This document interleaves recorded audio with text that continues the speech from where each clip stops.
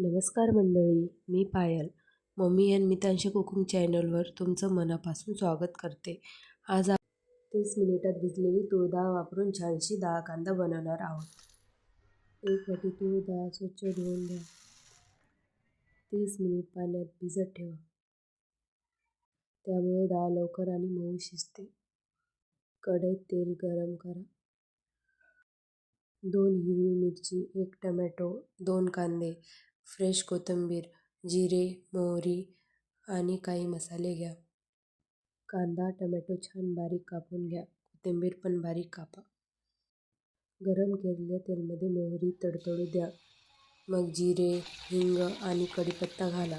आलं लसूण पेस्ट घालून छान परतून घ्या. 2 बारीक कापलेली मिरची टाका. थोडं फ्रेश कोथिंबीर पण घाला. 2 बारीक केलेले कांदे घालून छान सोनेरी होईपर्यंत परता.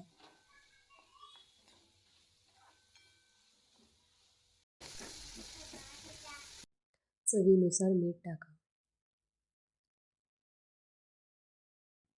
तयार केलेल्या मिश्रणमध्ये भिजत घातलेली डाळ टाका. डाळ छान परतून घ्या.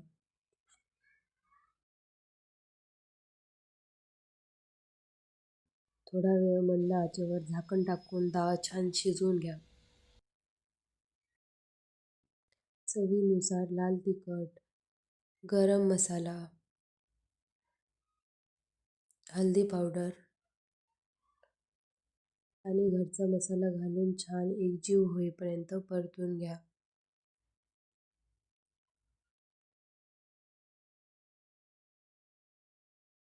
एक बारीक केलेले टोमॅटो घालून मसाला छान परतून घ्या.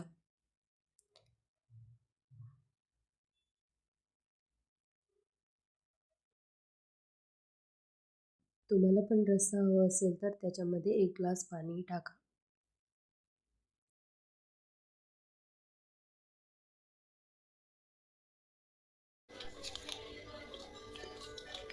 5 मिनिटं छान उकळी आणा.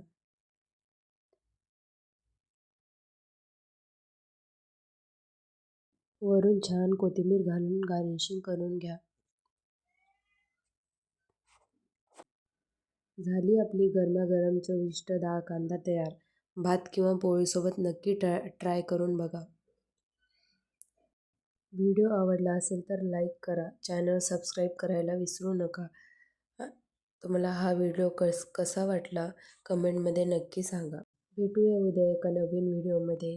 बाय.